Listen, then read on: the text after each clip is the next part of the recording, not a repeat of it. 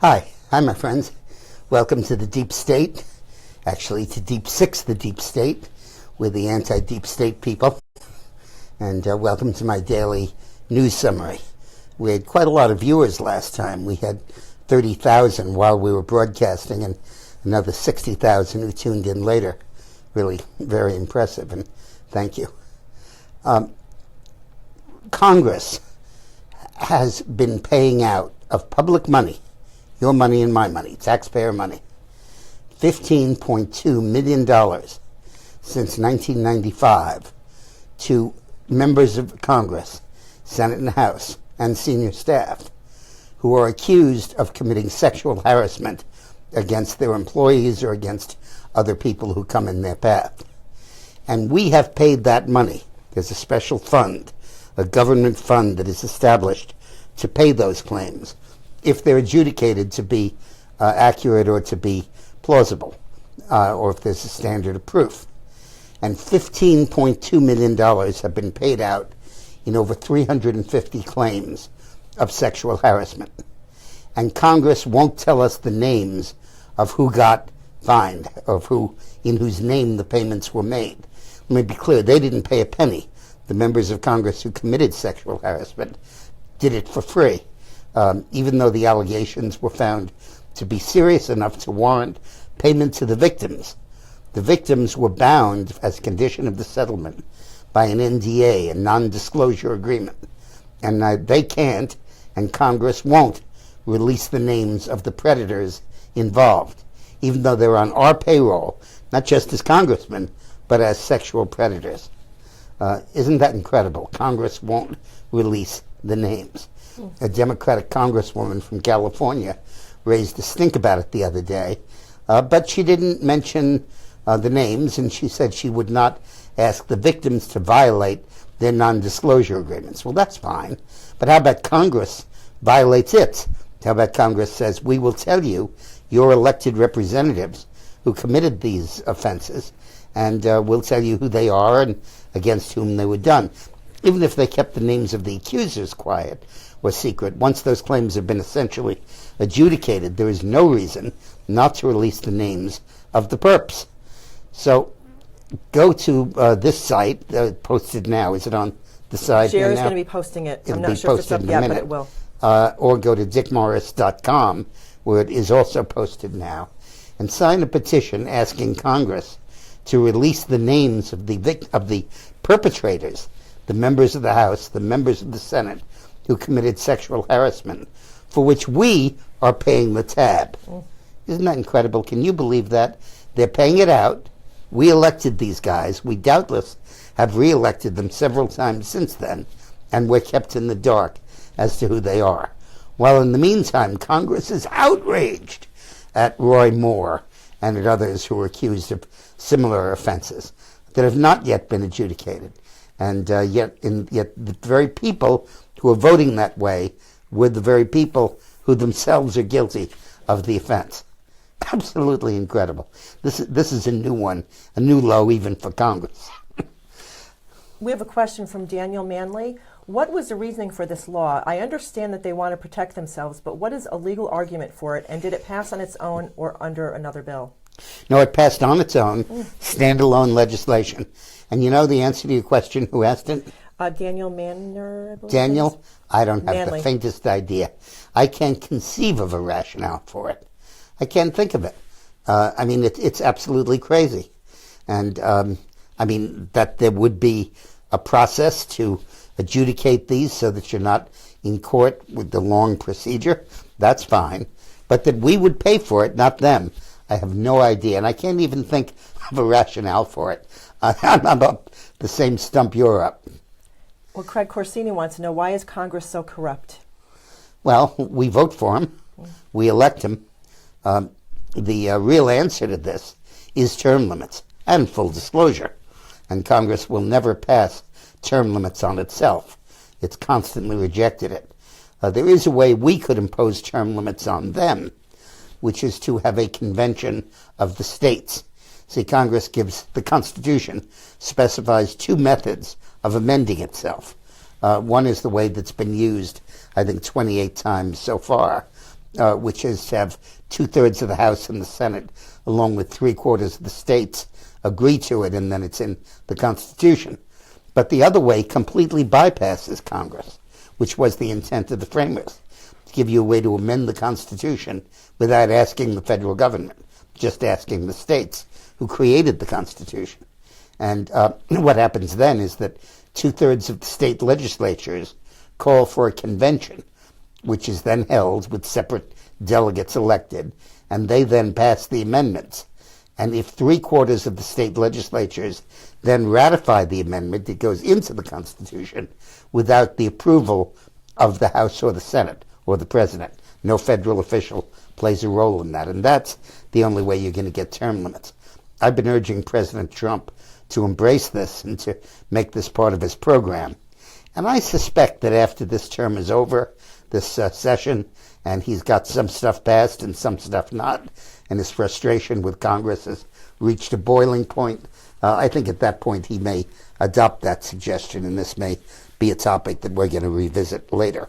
Mark Levin, my friend, wrote a book called The Liberty Amendments, which are amendments he would like to see in the Constitution as a result of a convention of the states. Now, while we're revisiting all of these issues of sexual harassment and charges against our leaders, there was a very interesting piece by a woman named Michelle Goldberg, who I don't know, who wrote an op-ed in the New York Times. And as you know, the New York Times is pretty careful about what it publishes. It has to be sure that it's in sync with its editorial policy. So I was very surprised. The headline was, "I believe Juanita Broderick," which is quite something coming from a newspaper that has not given her the right time of day. Michelle writes, "Of the Clinton accusers, the one who haunts me is Broderick. The story she tells about Clinton recalls those we've heard about Weinstein. She claimed they had plans to meet in a hotel coffee shop, but at the last minute he asked to come up to her hotel room instead, where he raped her. 5 witnesses said she confided in them about the assault right after it happened. It's true that she denied the rape in an affidavit to Paula Jones's lawyer before changing her story when talking to federal investigators. But her explanation that she didn't want to go public, but couldn't lie to the FBI because that was a crime, makes sense. And I believe her, put simply. I believe her. And I do too. The MO that Clinton deployed in that, she said, was to bite her lower lip while he was raping her. And that same MO surfaced in the Jennifer Flowers depositions and in the accounts of a couple of other examples of sexual harassment by President Clinton. And in this case, it actually went over to the realm of rape. So I think it's important to revisit some of those allegations. In particular, the other one that I think merits it is that of Kathleen Willey. Kathleen Willey's story is that she went in to see Clinton in the Oval Office. She was a campaign volunteer. And that he backed her against the wall, he groped her, he kissed her, he fondled her, and she ran out of the office screaming. And Linda Tripp, who intercepted her, who worked there, confirms that story. And it certainly could be true and merits some significant investigation. Later, Kathleen recounted a story that she was jogging in the park the day before she was supposed to go in for a deposition on these charges. And a guy came running up beside her and said, "How's your cat?" and ran away. And when she came home, her cat was dead. And a few weeks later, when she was coming in for another deposition, what might have been the same guy came up jogging and said, "How are your children?" and gave their names and their ages. They were fine, but still, obviously a threat. So these claims merit investigation, particularly in light of what's come out about people like Cosby and Weinstein and so on. Now, everybody's dumping on the establishment is saying Trump is a ham-handed guy without finesse, without a good sense of how to move ahead and that he's failing in Congress. Well, I don't see that. I am very impressed with the political smarts on this guy's head. He just came up with a brilliant move. The tax cut bill is going through Congress. And in the tax cut bill, they're going to incur a deficit of $1.5 trillion more than previously estimated because of the tax cuts. And the issue is now, how do you pay for that? And by pay for it, you mean offsetting spending cuts that help finance the tax cut. And the Congressional Budget Office was asked by one of the opponents of Obamacare, how much money would we save if we no longer fine people for not having health insurance? Now that sounds oxymoronic. How do we save money by not collecting fines? But the answer is that by not making people buy health insurance, we decrease the number of people we have to subsidize through Obamacare. And in fact, the Congressional Budget Office agreed that we would save between $300 and $400 billion net of the fines we wouldn't collect. They're taken out already, which we could use for the tax cuts. And that's a big chunk of money, over almost a third of the $1.5 trillion we have to find. So after some pressure from conservatives, the leadership in the House and the Senate have agreed to put a provision in the tax cut repealing the individual mandate, repealing those fines. And they're going to get votes for it. They're going to pass it, I think, because the various members want their own special tax cuts, and they want to restore this deduction and restore that one. And to finance that, they have to come up with money. And this will give them a ready source of $400 billion that over 10 years that they could tap. Now, as I've explained, eliminating the individual mandate is the death blow for Obamacare. Because once that happens, the whole thing unravels very quickly. Because as long as you're not, in effect, drafting young, healthy people and making them buy health insurance they neither want nor need, and in most cases can't afford, once you stop that, the only people left in the pool are people who are old and people who are sicker. And when those people are covered, the rates go up because the policies are more expensive.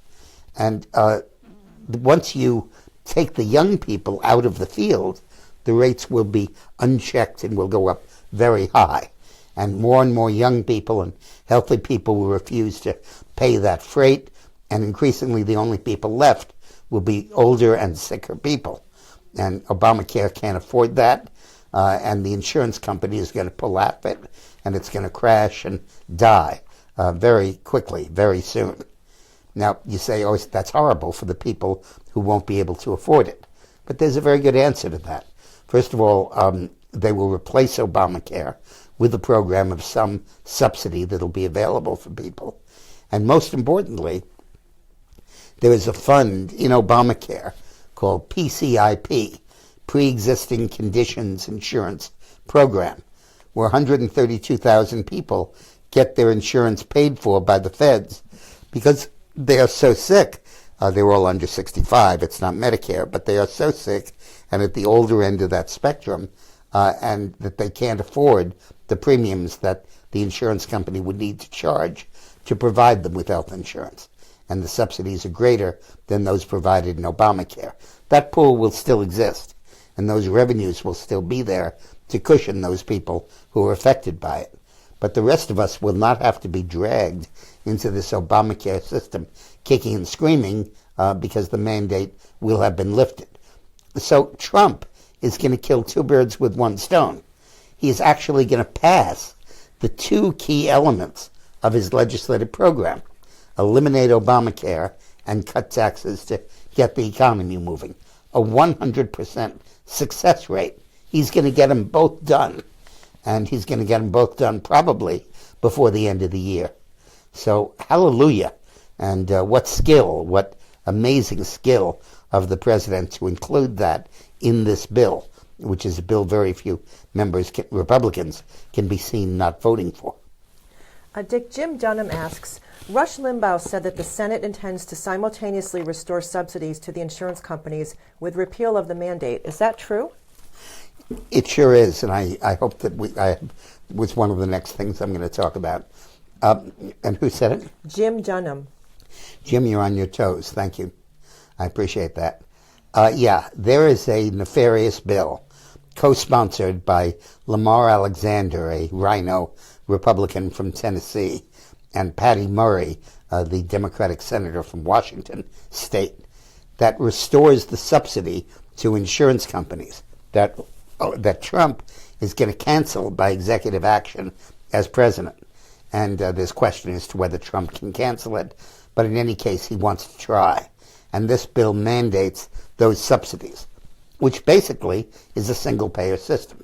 It's basically saying the federal government will pay all of the cost of insuring people, and it's a single-payer system being billed as a bailout to protect the sick people who are now covered by Obamacare. But as I explained, they would be protected anyway without this bill.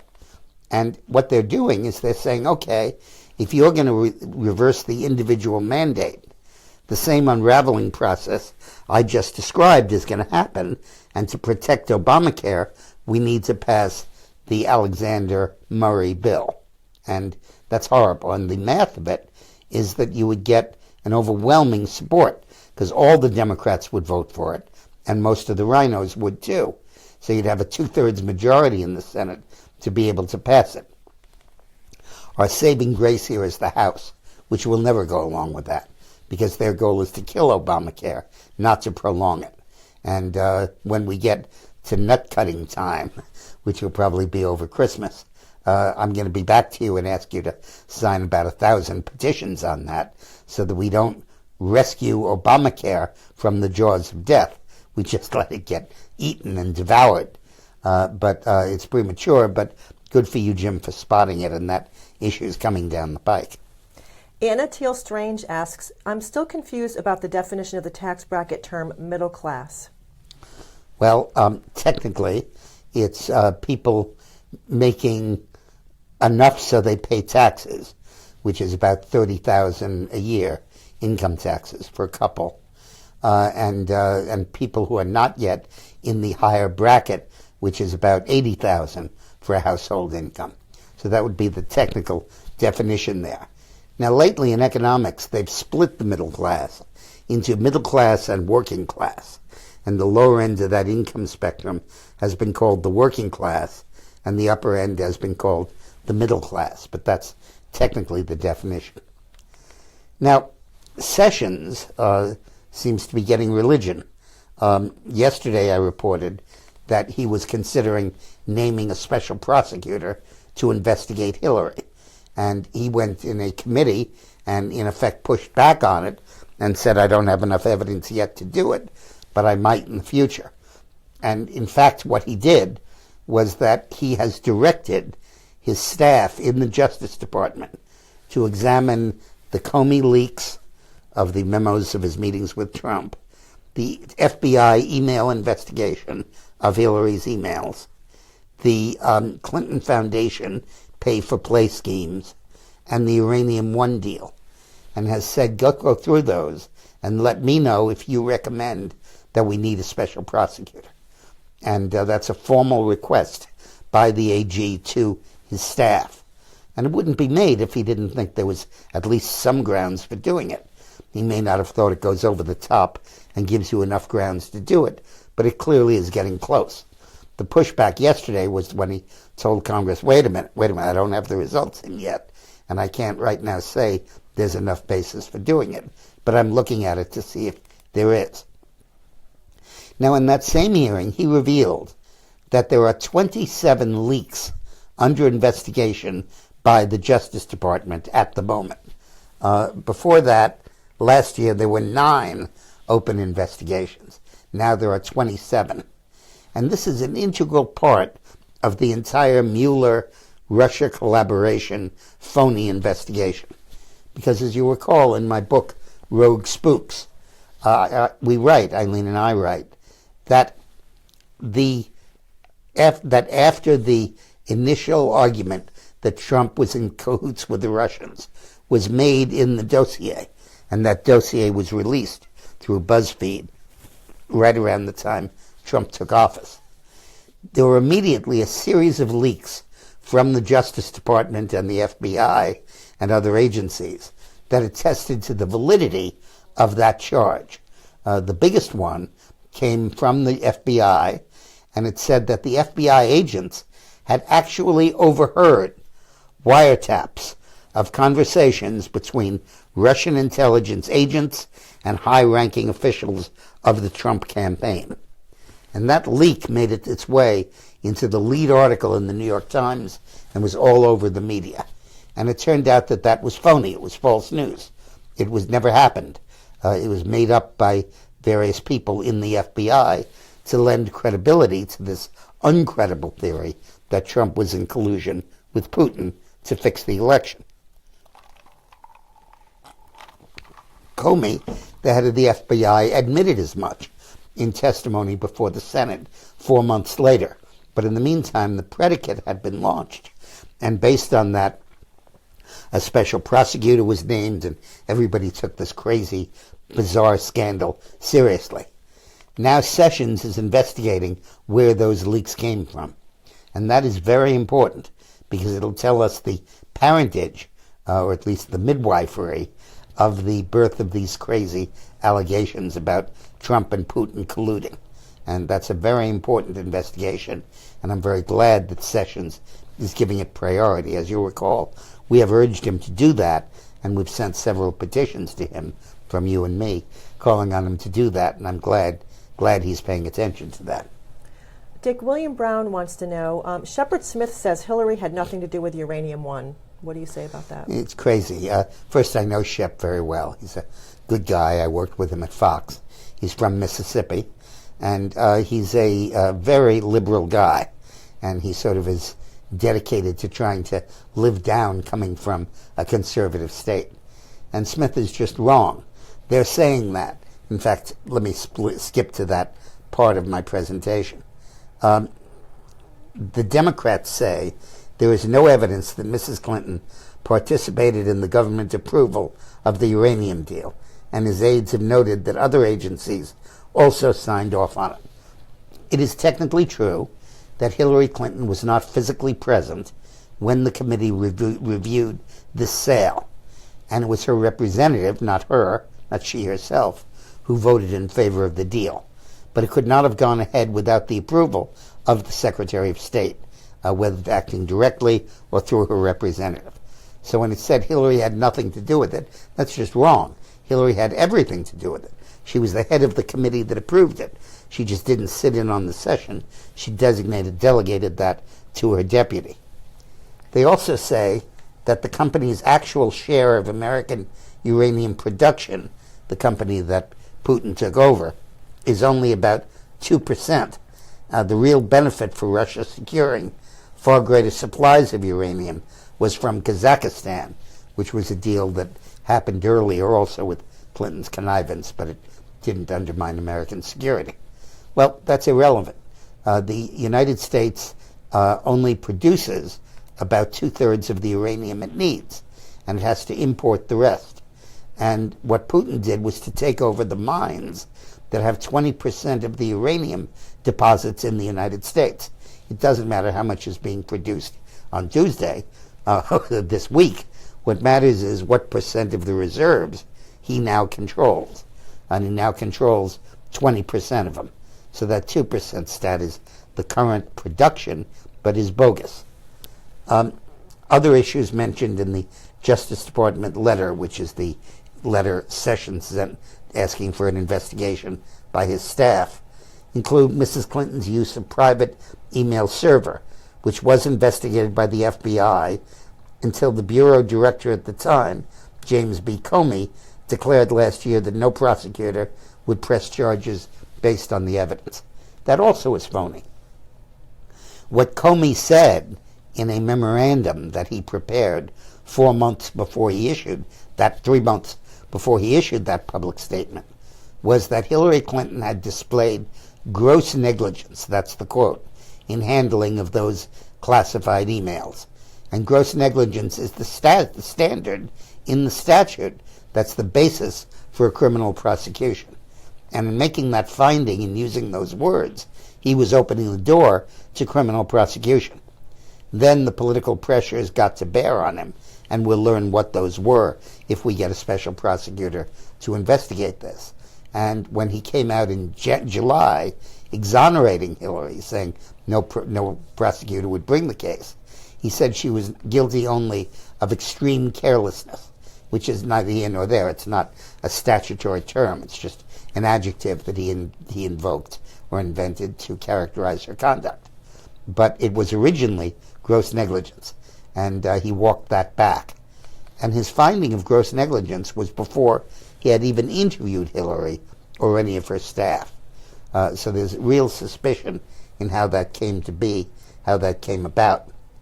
The letter also said that the department was examining Comey for leaking details of his conversations with Trump after the president fired him. To the extent that there may be legitimate questions about Mrs. Clinton or Mr. Comey, the credibility is undermined because of the partisan nature of the investigation. That's what the New York Times said. And that's the answer to that critique that Hillary wasn't directly involved. It's one of these, it depends on what the definition of is. One of these Clinton evasions that we're used to over the years. Cheryl McClanahan wants to know, what is your opinion about the Convention of States? I hope you have an opinion. It's going around Facebook a lot. Well, that was what I mentioned a few minutes ago in this broadcast. No, it's fine. A convention of the states. Now, at the moment, the Convention of the States is focused on a proposal for a mandatory balanced budget.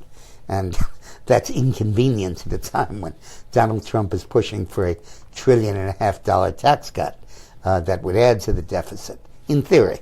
I say in theory because it's pretty clear that the tax cut is going to stimulate revenues, which will ultimately largely pay for itself, as previous tax cuts have been able to do. But once we get past that, Convention of the States could be the vehicle for a balanced budget amendment, but more importantly, for term limits, which Congress will never impose on itself. And you'll never drain the swamp until you get term limits. Just to recount, a Convention of the States is a procedure for amending the Constitution spelled out in Article 5 of the U.S. Constitution that provides that Congress would have nothing to do with it. States would call for the convention, states would ratify the amendment. And 2/3 of the state legislatures called for a convention, they would convene it, and if 3/4 ratified its output, its amendment, it would go into the Constitution. That's the alternate way of amending it. The other way is, of course, you get 2/3 majority in Congress plus the states. But this was included by the Founding Fathers as a check against usurpation of federal power. And now there is a vigorous movement going on, led by a wonderful guy named Mark Meckler, who is one of the founders of the Tea Party movement, to convene a convention of the states. And I believe 30 of the required 34 states have ratified that. And I think that has a very good chance of succeeding and of happening. Darlene Meyer Rubin wants to know, what do you think of Moore's chances of winning? Well, I think that he's probably going to lose. I think that this is going to end badly for him. I was dismayed to see Hannity kind of flip-flopping on him, maybe having his arm twisted by his sponsors threatening to withdraw from his show. But I think that this last accusation is kind of a serious one, even though Gloria Allred, the lawyer who was instrumental in bringing it, is herself has a really spotty record. But nevertheless, it's a rape story, and it's not just he touched me or I touched him or whatever. It actually was rape, and that's very dangerous and gets into new territory. So I don't know yet, and I haven't been covering it much because we're awaiting the results of it. Now, yes. Oh, another question from Daniel Malley. I just wanted to ask, if Hillary ever got convicted, what would happen to her Secret Service detail? Oh, I don't know. He'd be out of a job. Now, this highly informative Deep Six, the Deep State, in which I tell you when I don't know, is sponsored, as the others are, by the Patriot Gold Group. And gold has moved to a 3-week high against the dollar. because the dollar has weakened relative to the other currencies. Now, this is not a failure of the Trump administration. It's a success of the Trump administration, because Trump says correctly that the dollar is so strong that Chinese products are underpriced in our market, and therefore China racks up this huge trade deficit. And he has been trying to weaken the dollar, which he's succeeding at. But the weaker the dollar gets, the more inflation there is, and the more the value of the dollar erodes, and the more you want to look at buying gold, which doesn't erode. As I said in previous broadcasts, there's a sea change coming in gold, because China is now paying for oil in yuan, Chinese currency, and Russia and Iran are accepting it under the condition that China will swap the yuan for gold whenever you want. And Chinese currency would be the only one in the world that's convertible into gold. And with that, a lot of people are going to be using it, and a lot of people will be asking for gold, and you'll get a big increase in the price. And it may make sense for you to look at riding that. Peggy Lockwood asks, what has happened to the child Huma and Weiner had since he's now in prison? Ever since the child was born, no one ever sees her with it. Yeah, Seems I don't odd. know. I don't know. It's such a shame when stuff like that happens, but, that's the price of marrying a degenerate pervert. Now, there was a warning given to Donald Trump yesterday by his senior advisors about the dangers of an EMP attack from North Korea. EMP, again, is a hydrogen bomb that explodes in the atmosphere above the United States and fries all of our electric grid in the same way that a surge of power would fry your computer unless you have a surge protector between it and the electricity source. And North Korea has overtly threatened the use of EMP. They said, quote, the H-bomb, the explosive power of which is adjustable from tens of kilotons to hundreds of kilotons, is a multifunctional thermonuclear weapon with great destructive power, which can be detonated even at high altitudes for super powerful EMP attack according to strategic goals, unquote. That's a statement from the North Korean government, in effect threatening that kind of an attack. And the results of an attack like this would be horrific. Millions of Americans would die. We would have no electricity. We would have no way to preserve our food. We would have no way to get food or medicine to people. There would be no gas. There would be no transportation. And America would just rather quickly die. And this can be prevented by hardening the grid. It costs about $5 or $6 billion, which is not much. And the utility companies are saying it's not our problem. It's the Defense Department's problem. And they're saying it's not our problem, it's the utilities' problem, and nobody's fixing it. And this call is for Trump to set up an executive commission to solve it, to go around hardening the grids and then worrying about who pays for it later, akin to the Superfund process. And that definitely should happen, and I'm encouraged that this is now moving up the national agenda. Dick, Michelle McGreen wrote in. She wants to know, she goes, I can never watch your episodes live, but I have a burning question. The other day I saw Ed Klein. Never watch what live? She's not able to watch the show live. She Okay. watches a recorded version. Sure. So she asked if I would ask it for her. The other day I saw Ed Klein interviewed on Fox and Friends, and he stated that Bill and Hillary are not speaking to each other, haven't in a long time, and do not live together. Do you think there's a chance that one or the other of them will turn on the other in an attempt to save his or herself? No. No chance in hell. The whole marriage is based on privilege, on the privilege that a husband has against the wife and vice versa. And their entire lives have been lived on the basis of that privilege, and they are equally in need of it and would never turn on each other. Let me say that Ed is very credible. The stuff he comes up with is incredible. God knows what his sources are, but it's usually right. And I think that that relationship has gone through a long progression. back when I knew them and worked with them in the 1970s and 80s.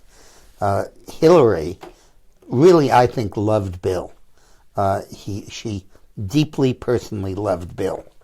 And Bill deeply and personally loved Bill. So they had something in common. And Bill is elusive. It's hard for him to love anybody. It's hard for him to put himself out to that extent. And he's very manipulative.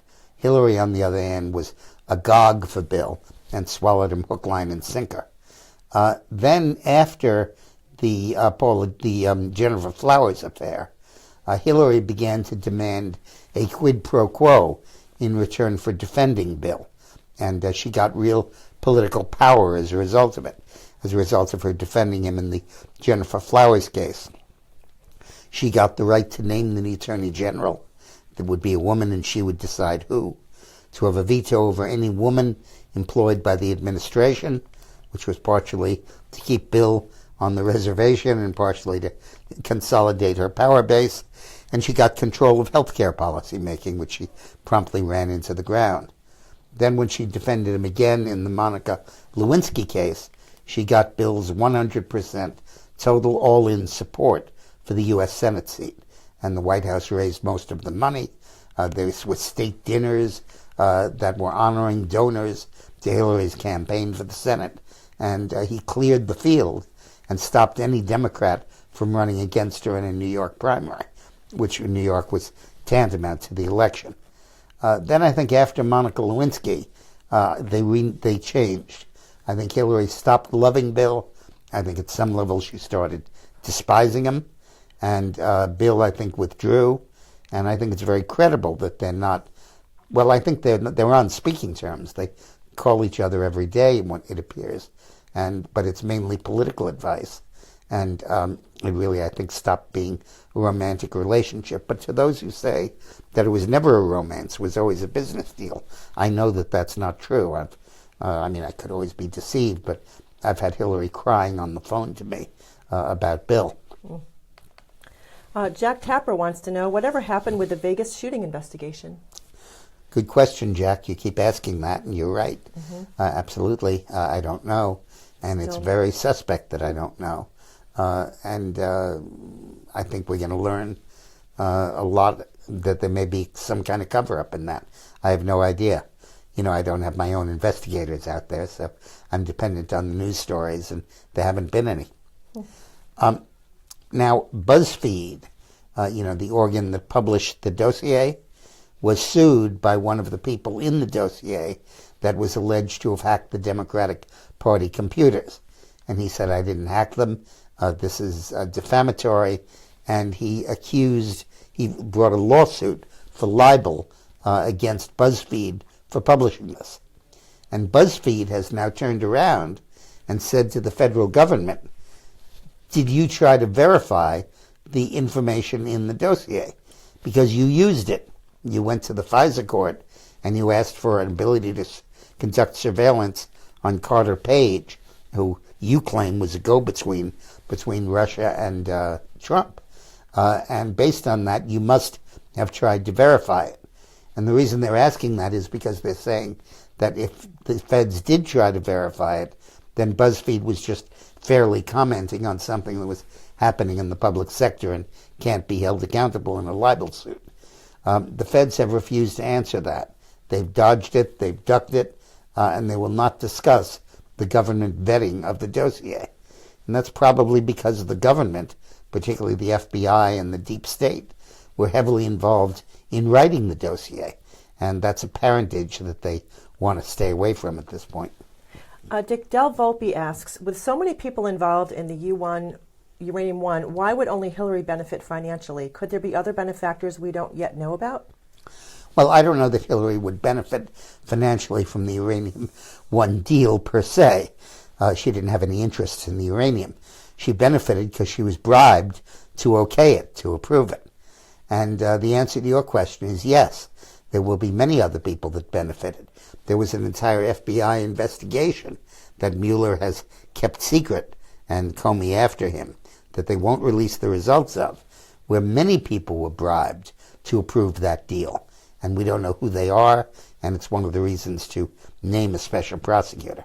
But there's no basis for believing that Hillary herself had skin in that game, except to the extent that her husband got a $500,000 speaking fee that he pocketed personally, and she put in her pocketbook personally to vote for this deal. Candy Brinson wants to know what is going on with the FBI informant that had all the information on the Uranium One sale. We're waiting for the hearing. That'll be, I don't know when it's coming up, but we're waiting for it anxiously. Now, Judicial Watch, which I increasingly love, has now sued the state of Kentucky to clean its voter rolls, because in 48 counties in Kentucky, which is more than half the state, there are more voters than there are people. The voting rolls have more people on it than the Census Bureau says reside in that county. And there are 13 states that have anomalies like that, and Judicial Watch is suing based on that. That lawsuit is important, and don't forget this wonderful commission that President Trump set up to investigate the extent of voter fraud that's chaired by Chris Kobach, the former Secretary of State of Kansas, who's now running for governor in Kansas. And I hope that commission works its magic and that we really get a clear understanding of the extent of voter fraud in this country. Dan Denham wrote in, I read that McConnell has threatened not to seat Judge Moore if elected. Is this true, and can he do that? He can't not seat him, but he can expel him. There's a procedure in the Constitution where 2/3 majority of each House can expel any member of the House. And it only happened right after the Civil War, when the newly readmitted southern states elected a lot of Confederate generals and former Confederate governors, including the former Vice President of the Confederacy, Judah P. Benjamin, elected them to the Senate, and the Senate then expelled them. But it's never happened since. And in most cases where there was an expulsion, the member resigned. But it remains on the books. The game here that everybody's playing is they're trying to get rid of Moore, but they're trying to keep the seat Republican. And they're worried that if we go through to the election, that the Democrat, Jones is I think his name, will win that seat, which would never happen in normal circumstances. Now, if Moore wins the seat and takes his office and then is expelled, a vacancy is created, and the governor of Alabama, who's a solid conservative Republican, can appoint someone to take his place. And that would be a very positive thing to do. But the danger there is that Moore could lose. The last poll has him only 6 ahead. He was 20 ahead. Then a few days ago he was 11 ahead. Now he's only 6 ahead. I don't know when the election is. The November 27th sticks in my mind, but I'm not sure. And so I don't know. But that certainly would be an option. And Faye Rowe asks, do you really think we're going to go to war with North Korea?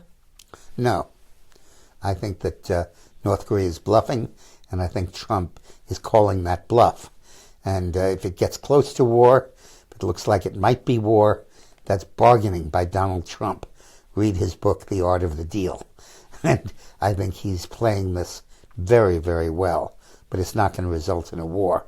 If Kim Jong-un wanted to commit suicide, he wouldn't necessarily take the whole nation of North Korea with him. And Clifford Blake wants to know, are the Bushes and Clintons working together to hurt Trump? Yes. In fact, I did a video that'll come out on Friday on my lunch alert about the Clinton and the Bush relationship. We have to realize that Hillary Clinton would never have been a candidate for president if Bush had not jumped in and saved Bill Clinton's rear. After Clinton left the White House, he had just almost pled guilty to perjury in the Paula Jones case. He'd been fined $1 million. He'd been stripped of his law license. And he was in total disrepute. And yet Bush tapped him, Bush 43, to work with Bush 41 on Katrina relief and then Haiti relief. And that, in effect, absolved Clinton of his sins and made the Clintons free to fight again another day. And bear in mind that Bush 41, George H.W., and Barbara both voted for Hillary. Laura Bush may have too. And George W. Bush said he voted for a third candidate, wasting his vote. Now, there's another story about Hillary that's really interesting. There is a terrorist, an Islamist. He's not a terrorist yet, but he certainly is an Islamist named Tariq Ramadan, like the holiday, Ramadan. And he was banned from the United States by the Bush administration in February of 2004 for his financial support of a charity that funded terrorist groups. And in January of 2010, Secretary of State Hillary Clinton overturned that ban and admitted him to the United States, approving a visa. And he's not only involved with that fund, he's the grandson of the founder of the Muslim Brotherhood, the main international terrorist organization. Now he's facing multiple charges of rape and sexual assault of minors. And it's just worth knowing that this character is in the United States, able to wreak his mayhem because Hillary Clinton opened the door and invited him back in. Thomas Hillebrand wants to know, he has a question of the day. If they take away the nuclear trigger from Trump, who in the hell would control it? Congress? It would take them months to make a decision. Nobody. Never be taken away. Can't be taken away. Constitution is very clear that the commander-in-chief is the president. The only way to take it away would be to impeach him or to declare him mentally unfit under the 25th Amendment, which I've talked about. None of that's going to happen. The idea that some of this cabinet could nullify it just is never going to happen. It can't. It's illegal. Don't worry about it. Marietta Starr wants to know, Mr. Morris, politics are so dirty. How have you been able to keep your cool after all these years? Well, it's also fun. You make it fun. It's dirty, but it's also fun, you know? So, who is the selfie of the day? Oh, our selfie of the day is Luis Rivera. Thank you, Luis. Luis is photographed holding a copy of Rogue Spooks, which, by the way, has sold a lot lately because people are revisiting it because it predicts so accurately what's happening now in the collusion, the illusion of collusion scandal. If you want a copy of Rogue Spooks to give to somebody over Christmas, and order it from Amazon or Barnes & Nobles, but to get a signed bookplate that you can paste into it, go to dickmorrispromos.com. No. dickmorrispromos@gmail.com. Excuse me. dickmorrispromos@gmail.com. DICKMORRIS. See how good I am getting at my own name. Dick Morris Promos, PROMOS, @gmail.com. We have some for you. And do we have a shout out or something? Do we have a shout out? Not today. No, not You today. haven't had a chance to catch up. Let me on shout out to all of you. Thank you. Yes. I'll see you tomorrow.